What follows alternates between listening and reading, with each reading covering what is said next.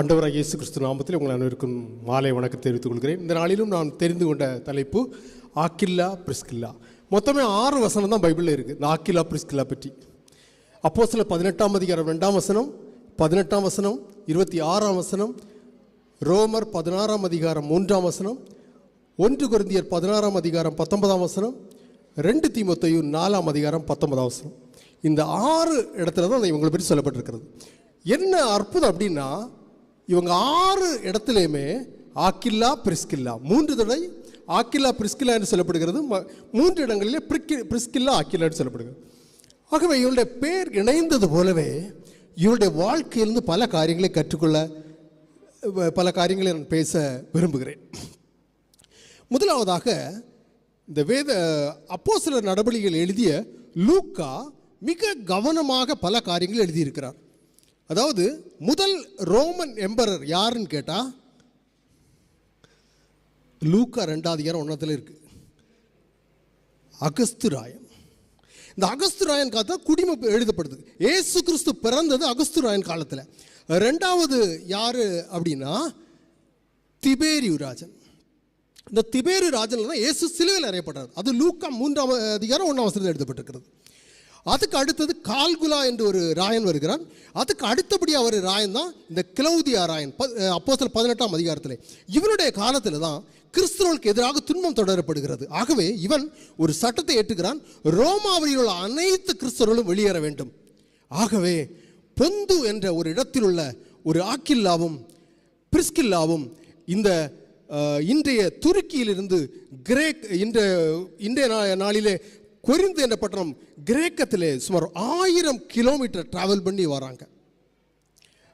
Aquila என்றால் அதன் பொருள் ஈகிள், கழுகு என்றும், பிரிஸ்கில்லா என்றால் அதில் பொருள் புராதான அல்லது பழமையான என்று பொருள்.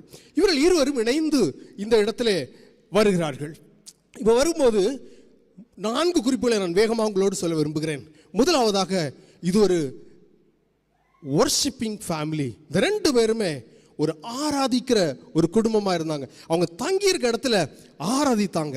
அவர்கள் மற்றவர்களோடு இணைந்து அவர்களை வீடுகளில் சபைகளில் வைத்து அவர்கள் ஆராதித்தார்கள். 2வதாக இது ஒரு ஒர்க்கிங் ஃபேமிலி, ஒரு வேலை செய்கிற குடும்பம். 2 பேருக்கும் தொழில் என்னன்னா கூடாரம் செய்கிறாங்க. அவர்களோட பவுல் இணைந்து கொள்கிறார். ஆனால் கூடாரத்தின் மத்தியிலும் கிடைக்கிற ஓய்வு நாளிலே ஆண்டவருக்காக அவர்கள் உழைக்கிற மக்களாக, ஊழியம் செய்கிற மக்களாக இருந்தாங்க. அவங்க ஒரு உழைக்கிற குடும்பமாக இருந்தாங்க. 3வதாக இவர்கள் ஒரு வெல்கமிங் ஃபேமிலி, மற்றவர்களை வரவேற்கிற ஒரு குடும்பமாக இருந்தாங்க. அந்நியரை உபசரிக்க நாள் என்று வாசிக்கிறோம். இந்த குடும்பம் பவுலை தங்களுடைய வீட்டில் அவர்களோடு தங்க வைத்தார்கள். இன்றைக்கு நான் எத்தனை பேர் ஊழியக்காரர்கள் நம்ம கதவை திறக்கிறோம். இந்த குடும்பம் அந்நியரை உபசரித்தார்கள், அவர்கள் மற்றவர்களை வரவேற்றார்கள்.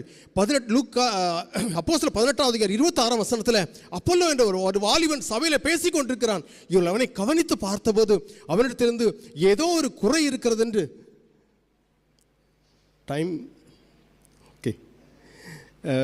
குறை இருக்கிறது என்று அவனை பார்த்து அவனை அழைத்து திட்டமாய் அவனை போதித்தார்கள். அருமையான தேவனுடைய பிள்ளைகளே, நமக்கு மற்றவர்களை குறித்து எந்த அளவு கரிசனை இருக்குன்னு பார்க்கணும். இறுதியாக இது ஒரு விட்னஸிங் ஃபேமிலி, சாட்சியுள்ள ஃபேமிலி. அப்போ ரோமர் 16ஆம் அதிகாரம் 4ஆம் வசனத்தில் வாசிக்கிறோம். இவர்கள் பவுல் எழுதுகிறார், இவர்கள் எனக்காக தங்கள் கழுத்தை கொடுத்தவர்கள், ஊழியத்துக்காக எல்லாவற்றையும் கொடுத்தார்கள். இறுதியாக சரித்திரம் சொல்லுது, அவர்கள் எடுத்த சாட்சியாக மரித்தார்கள். அருமையான தேவனுடைய பிள்ளைகளே, இந்த குடும்பத்தை போல நாம் ஒரு உழைக்கிற, ஆண்டவருக்காக ஊழியம் செய்கிற, ஆண்டவருக்காக சாட்சி சொல்கிற, ஆண்டவருக்காக அனைவரையும் உபசரிக்கிற குடும்பமாக வாழ கர்த்தர் நம்மை வழிநடத்துவாராக. ஆமென்.